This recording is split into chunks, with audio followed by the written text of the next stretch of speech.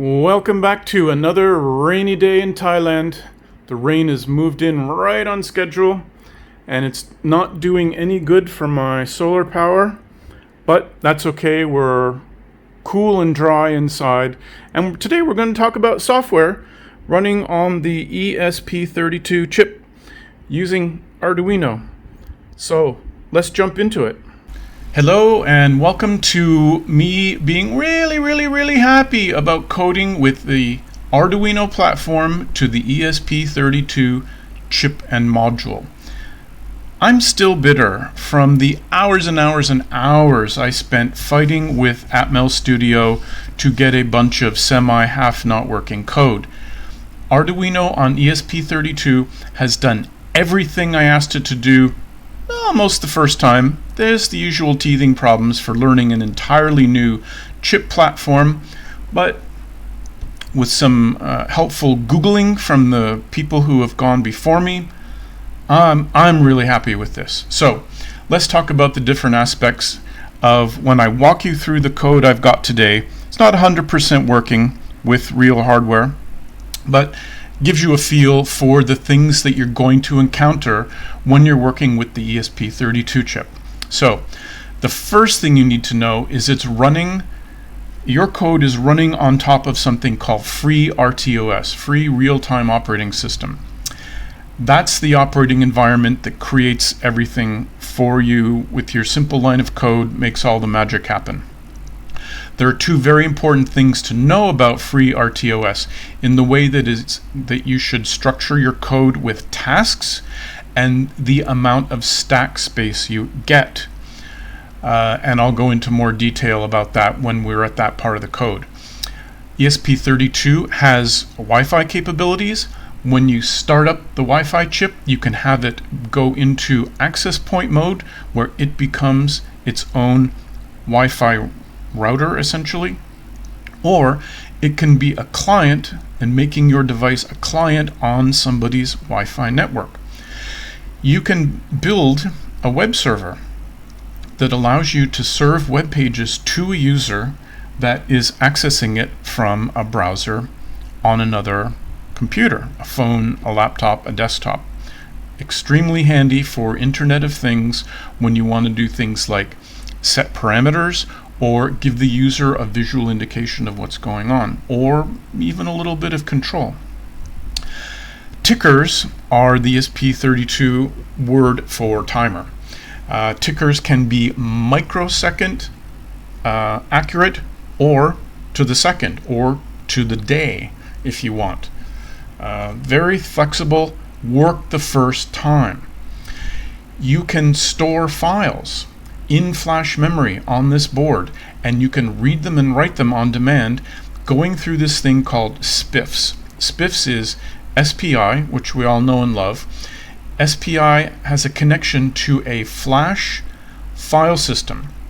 So SPIFFS gives you a directory tree structured file system which lives on the flash memory that's soldered onto the board under that little aluminum module case.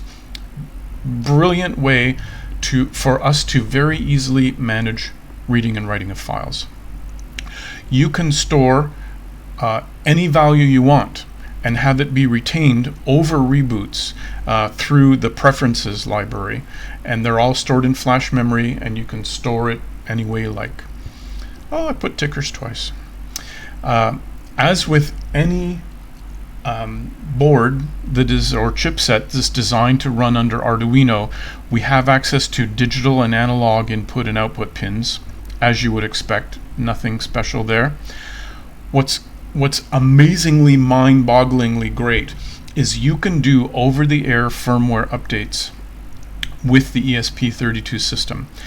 This is extremely important in the world of Internet of Things because you do not want to have your user take your device apart and solder up some wires with an FTDI programming board and fire up some Python tool that then updates your software for you. This is easy. It's essentially one click for the user, given that you write some code to support it. And it makes the whole Internet of Things concept work, in my opinion. We can do JSON parsing of data that comes back when we make a request with our Wi-Fi client system. And I've also exploited a web service that provides me time zone, local time, and geographical location services.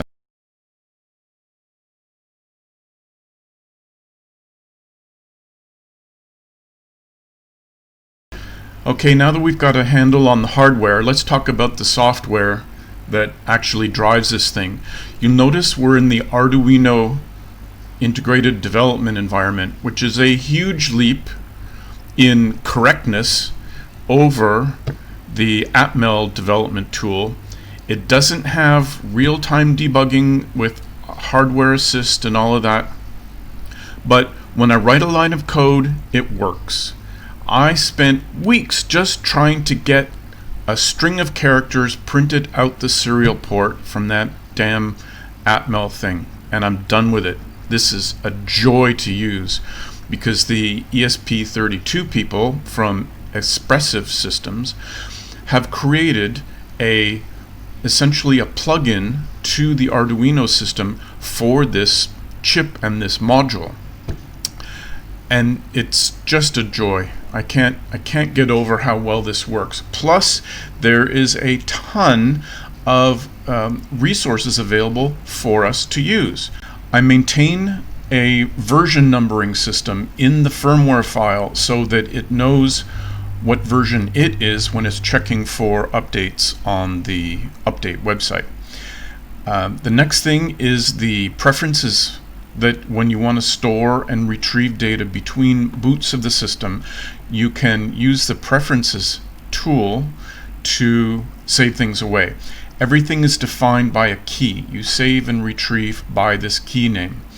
The problem is, I didn't realize it, but this key has a length limit. I think it's 16 characters. If you make your key over 16 characters, it just doesn't store or retrieve your data. So that's the first thing to remember. Now, when we put the machine into initial boot mode, it becomes a Wi-Fi hotspot, and I've named it PM2.5.me to match the website. The user will look at this, will look for this when they're initially configuring the board.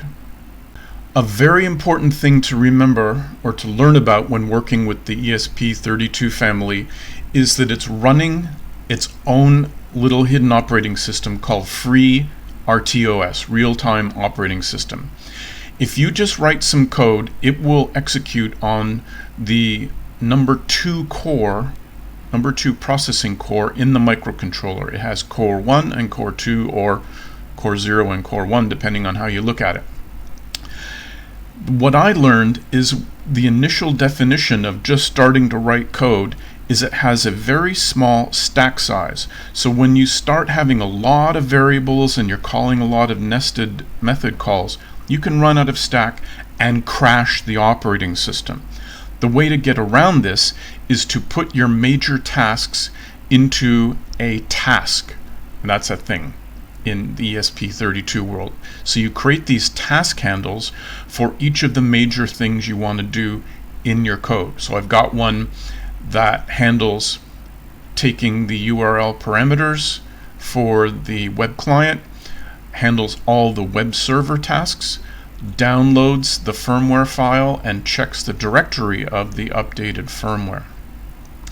Some of these things happen based on what I'm lazily calling a semaphore here. These are volatile booleans that allow me to trigger things to happen in other tasks. This is a inter-task triggering system. I don't really recommend it, but it's working for me now. Now, just like any other Arduino board, you have to tell it which hardware pins you're going to be using to do interesting things. I've got 2 pins that I'm lighting up an LED inside the PM2.5 sensor that I've wired up to pin 1, and I'm reading a voltage in back from the PM2.5 sensor, and I'm doing that on analog pin 33.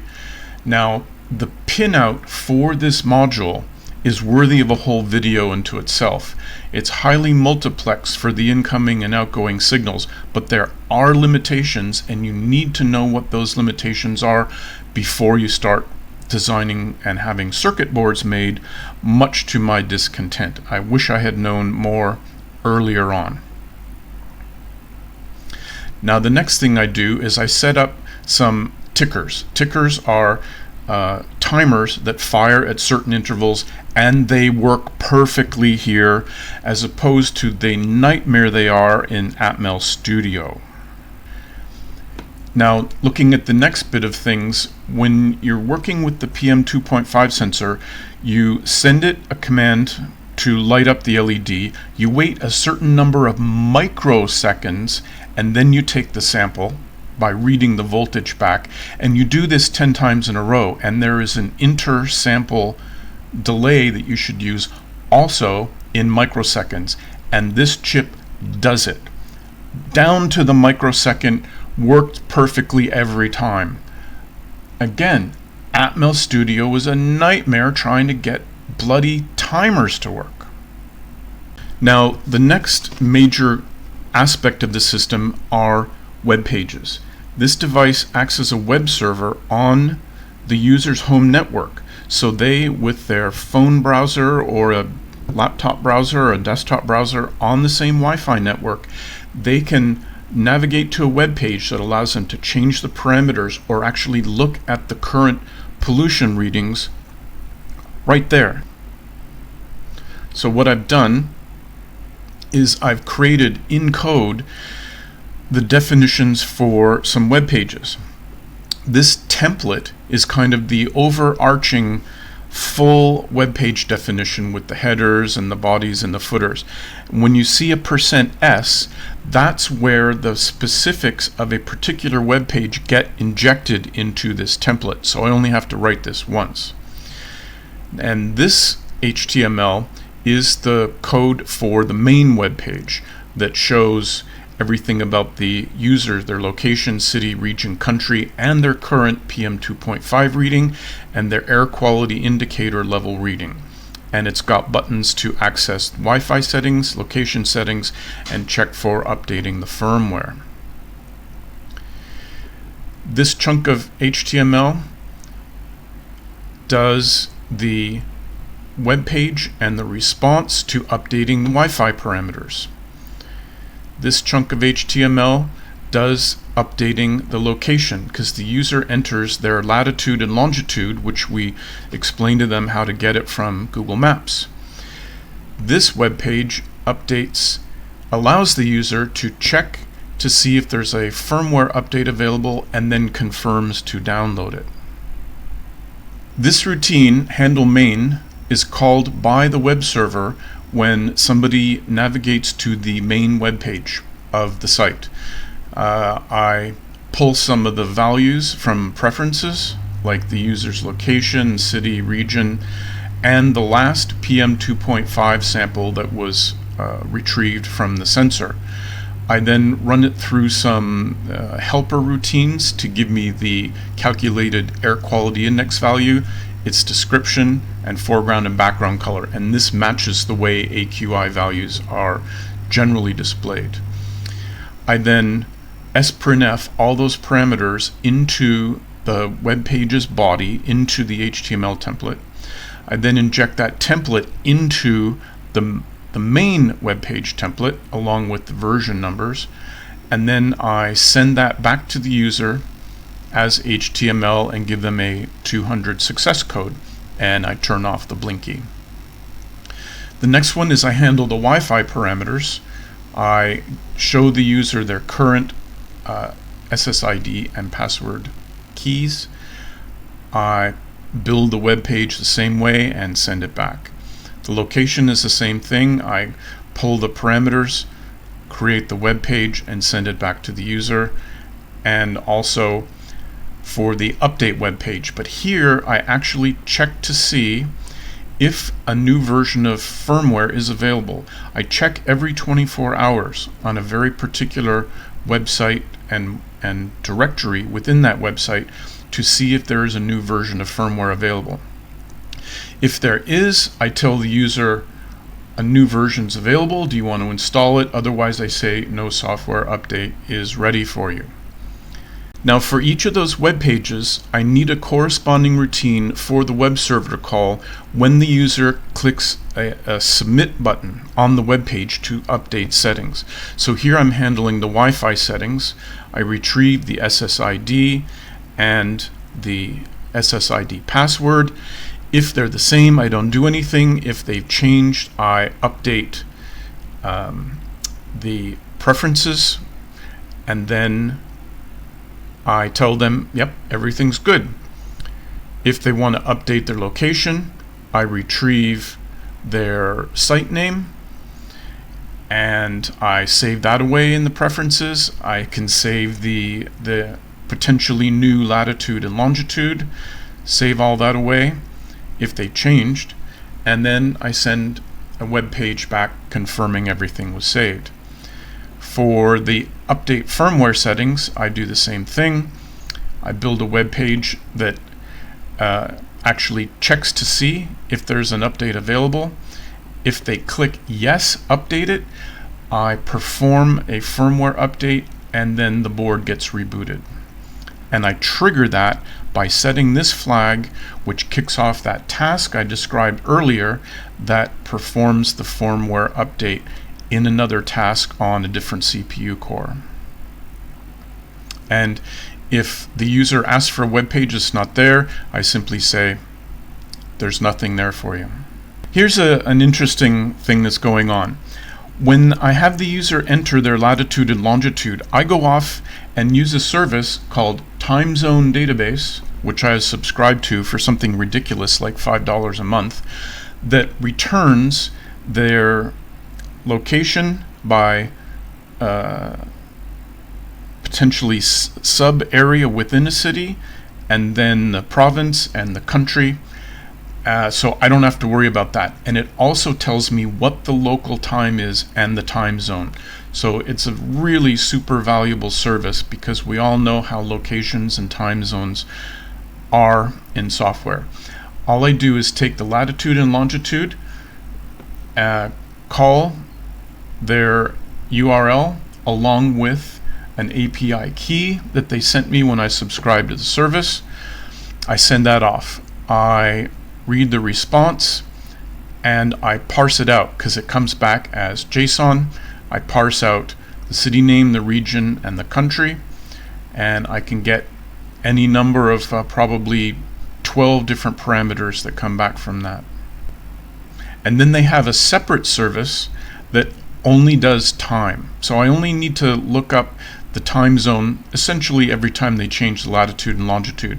But every time I want to take a sample and upload it to the sample server, I need to get the user's current time in the user's current time zone. So there is a different URL which simply queries the time. Again, I pass it the key. I make the query. I parse the JSON that comes back in a field called formatted. I don't know why they called it that, but it comes back in this form. I parse out the values and then upload those to the server. Now, everything we've looked at so far has simply been hardware and software housekeeping. This is the real meat of the system, and this is what happens when I want to take a PM2.5 sample. This gets triggered by one of those triggers. I've got it set up now every 5 minutes. So I turn the LED on. I do the sample loop some number of times, which I've set up as a constant. I can change that during testing. Now, the way this works is I light up an LED inside the PM2.5 sensor, and I do that by bringing the pin low, actually. Grounding that pin allows power to flow through the LED up to +5, lights up the LED. I delay a certain number of microseconds, and then I do an analog reading of the photosensor that the LED has been shining its light through.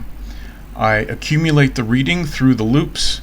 I do the post-sample delay, and again in microseconds, and I turn off the LED by setting the pin high. After that number of loops has completed, I take the average of the loops, and then I have to do some calculations. Now, the PM2.5 sensor puts out a 0 to 5 volt signal. The ESP32 cannot tolerate anything higher than 3.3 volts on its input. So I have a resistor divider that brings the 5 volt signal, maximum 5 volt signal, back down to a value that's safely within 0 to 3.3. And I think I set it to around 2.8. And I calculate that prescale factor for the raw voltage. I then figure out the scaled voltage because it's a 12-bit analog to digital converter that has 4,096 distinct values, and then I multiply it by the 3.3 maximum voltage. Then I scale it up from 3.3 to 5 volts. That gives me my PM2.5 voltage output out of the hardware.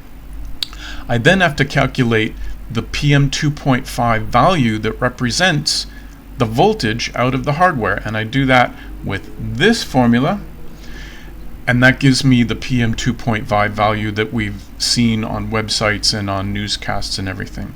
I then save that away in preferences. I calculate the air quality index value, look up its description and its foreground and background color.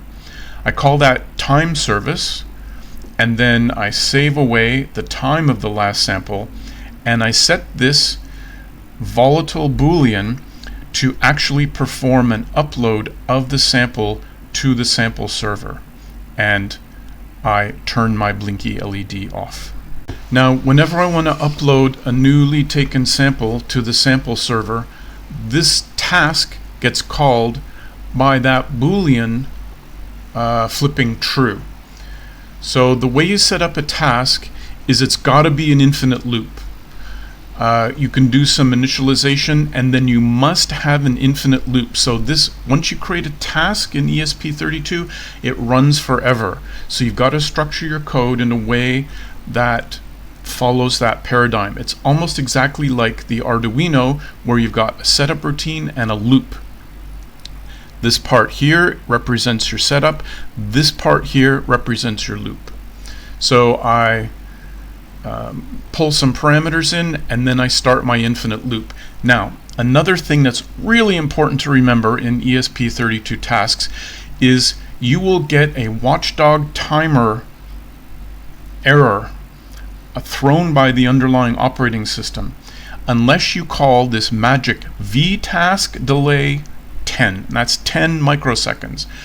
You have to call this thing periodically enough that the operating system doesn't think you're hung or crashed in your code. So remember that. If you get watchdog timer errors, call vtask delay. Call it as often as you want. It doesn't matter. Now, as I'm whipping through this infinite loop, I'm checking for that semaphore to go true. If I have a new sample that's ready to upload, then I build the parameter string with the PM2.5 value, the location, latitude, and longitude. I build a URL string with those parameters, and I open an HTTP client, and I perform a get, HTTP get on that. I check the response code, and then I exit. And that's all it takes. Now, this task represents all the work that the Webserver will do inside the ESP32 chip, serving the web pages that the user can access on the local network. It's got, like the other task, it's got a bunch of initialization and a very small actual running loop. So I pull a bunch of parameters out of the firmware, and I check to see, is this the first time the board has been powered up? Or another way to think of it is, has the user successfully configured the Wi-Fi parameters so we can join the user's Wi-Fi network? If that is the case, I simply begin a Wi-Fi connection to the user's SSID and password. I check some Wi-Fi status that is coming out of the Wi-Fi system. Once I'm connected, I say, hey, I either failed to connect or I'm connected. And once I'm connected, I start up this thing called MDNS. This is a way for users to access web pages of devices on their local network without having to know the raw IP address, because users don't understand raw IP address. They don't know how to go into their router settings and look at the client list. So MDNS allows me to broadcast the board on the network as PM2.5.local. This is my network address on the user's LAN. This local business is handled by the MDNS subsystem. And it's magic, and it works. It's built into Macs and Linux, I believe. On Windows, I have to get the user to install a small piece of software that handles that, but that will be in the instructions, and it's very easy. Now, the web server, I've got two things that I want to serve statically back to the user. The little icon, which is the icon that goes up here whenever you're in a web page, and also the logo, the project logo. They're both given by their file name. They have both been uploaded into the firmware of the ESP32 chip, and they are served in a special manner using the SPI flash file system. I don't have to do anything. The server pulls this file from SPI and sends it back to the user. It's brilliant. And then this is where I tell the user how do I want it to serve the user's requests for web pages. If it's slash, that's main. Wi-Fi is Wi-Fi. Location is location. Update is update. And then when the user clicks on Save Settings on location, Wi-Fi, location, or update, we have a response page called Handle Wi-Fi, Handle Locations, Handle Update. Great. Now, in the case where the board is not yet configured onto the user's Wi-Fi network, I start my own Wi-Fi based access point on the board, and the only thing I do is I give it the web page settings as root, as the main page. That's all I give back to the user. I allow them to enter the SSID password, and the SSID and the password. Then the next time the board reboots, it will attempt to join the network. Now, here's the infinite loop in this task. All we do is call server.handleClient over and over and over. Anytime the user makes a request to this web server, it gets dispatched here, and of course we never forget to call vtask delay. Now, as a programmer, this is exciting for me. This is where I detect a new firmware load is available. I download it over the internet, flash it into the chip, and reboot. This is cool. This is Internet of Things, the first time I've attempted this kind of thing. Now, the way to do it, it has a lot of things can go wrong. And if you're a programmer and you know you've got a method where you've got a lot of things that can go wrong, you've got a lot of if-then-else handling, and you've got nested if-then-else, if this happens and this, if this fails and this, and else, and you're trying to do recovery. I rewrote all that into a state machine. And a state machine is a way to get a particular piece of code running, but in a very well-structured and well-defined manner, and I'll show you how that works. What I've done is I've defined these states that this method can be in. We can be in Wi-Fi startup, we're connected, we've made our firmware request, we're waiting, we've checked the response code, we checked the response headers, we perform the flash, and there may have been an error that happened along the way. Now, it is a task, and it is triggered by this, again, volatile Boolean initiate firmware update. This gets turned on when the user says, yes, I agree to update my firmware. So we have our infinite loop, we call our vtask delay.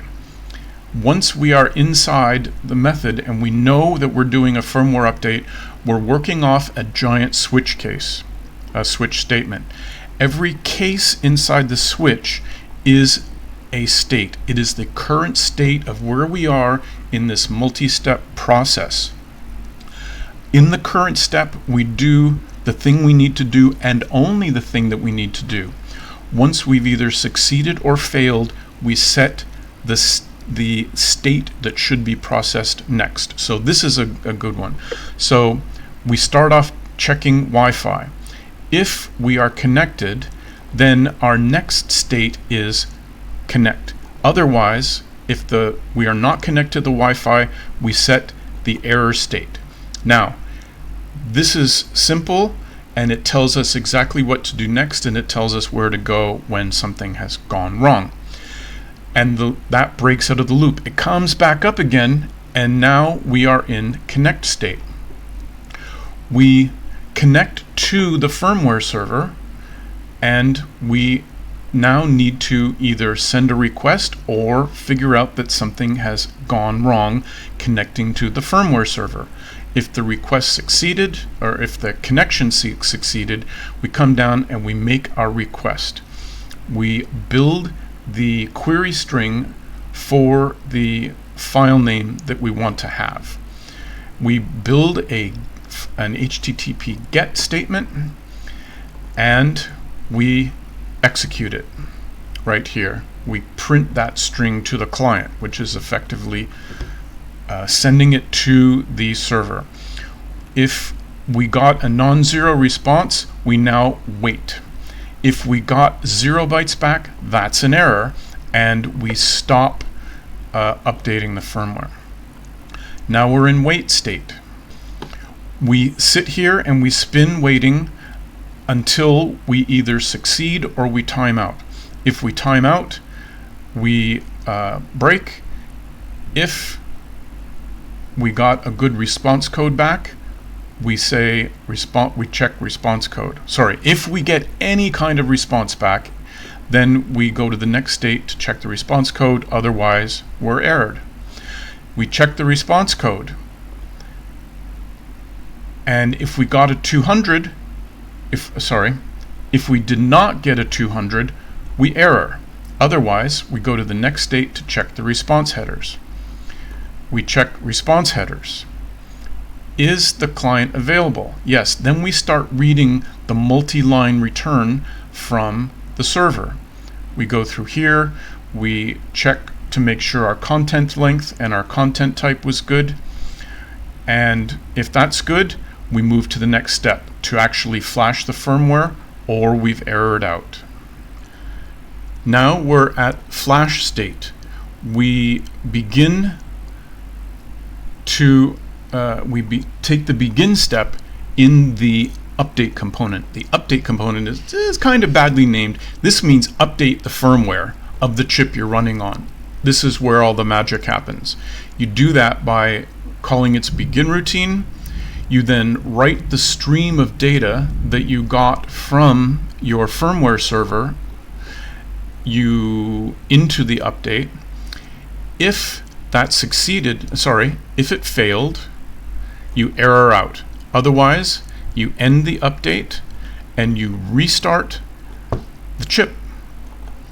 And again, there's more error handling here, so a bit of cascaded error handling. And at the very end, we have either successfully flashed our firmware or we've errored out. If we error out, we set our state back to Wi-Fi, back to the very beginning. We turn off all the flags and we sit there waiting for our next potential firmware update connection. Now, you might have noticed I said back just before, I request to download the firmware by its file name. Well, how do I know what the file name is? Well, this task handles that for me. It's the firmware directory download task, and even though it's later in the code, it actually happens just before in the processing. What this does, again, it's another state machine, and its job is to go to the web server and retrieve the list of file names that are ready to be downloaded. And the file names are encoded with the major, minor, and revision numbers that represent the firmware versioning of that file. So let's walk through this. I'll go a little quicker than the last one. Now, the way I figure out what the version number is, say the version is 1.2.3, instead of doing some very complex sorting on if version number 1.3.2 is newer or older than this, and you've got to check each number and there's some cascading checks and all that, I simply calculate a hash code for the number. So 1.2.3 hashes out to 123. So that's not particularly clever, but it's even more complex than that because of the version numbers can go up to 99. So I need to have each of these have 2-digit placeholders. So it becomes 01, 02, 03. This is the way that number hashes out. And then I can very easily check to see if there's a newer version of firmware available simply by doing a greater than comparison on this number compared to the hash value of one of the waiting firmware files. And I calculate the hash this way. I take the major, multiply it by 10,000, the minor by 100, and the revision, I just leave that alone. Again, this is a task, so it's got an infinite loop and v-task delay. It's triggered into action by the volatile Boolean flag, and I move through my states. Again, I check the Wi-Fi. Am I connected? I make the request, and it has to be in a format like this for the host to accept it. I build my parameter string, and if everything's good, I go into wait mode.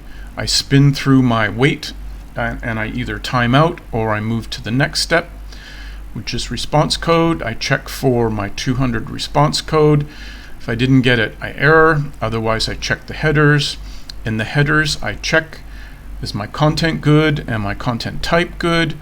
Then now I parse the files.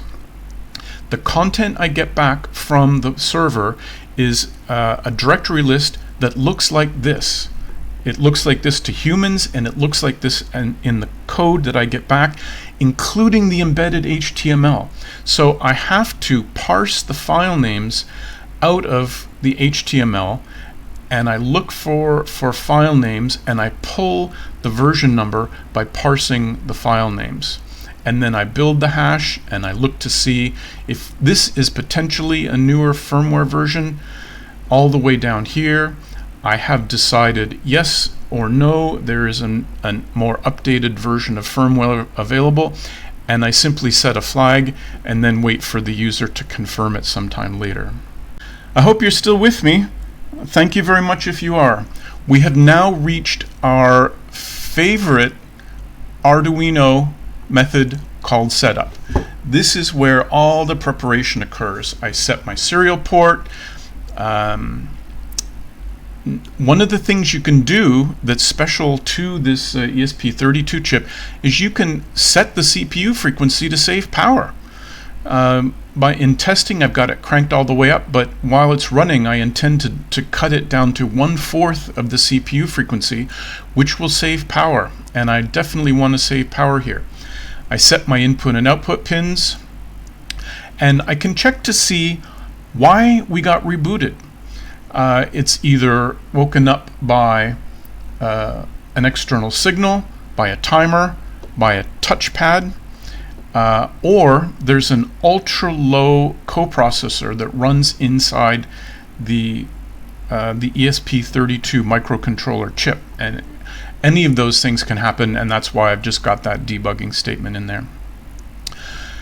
I initialize the SPIFFS file system, and then I start creating my tasks.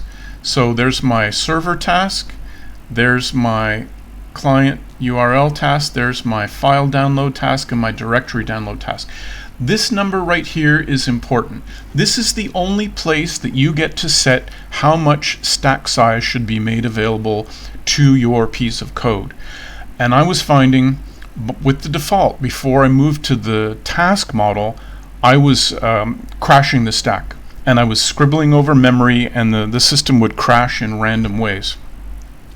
This is the only way to ask for more stack. And it's got a side benefit that you can think of these as independent threads that are the masters of their own destiny. And whenever the task is called, it goes to this particular task handle, which calls that routine and initializes it. Then I do an initial firmware check, and then I attach another, tickers. Didn't explain tickers. This is how you make a ticker fire. You attach a millisecond interval to a method. And actually there's two versions. One takes milliseconds and one takes seconds. So make sure you're calling the right one. This is the seconds one. I think if you call attach underscore ms, that's milliseconds. So if you've got a very long delay in your ticker needs, call it by the second. If you need it very fast, call the millisecond. Now, in the loop, this is the other magic Arduino thing. In the loop, literally all we do is call vtask delay, because again, we do not want to have the real-time operating system throw a watchdog timer on us. And that's pretty much all the software I've got today. As you stare out on my beach, I would ask you to subscribe to my channel and click like on this video so YouTube thinks I'm worthy again, and I have so many people on my channel that they'll give me 10 cents a day in ad revenue. So I thank you for that.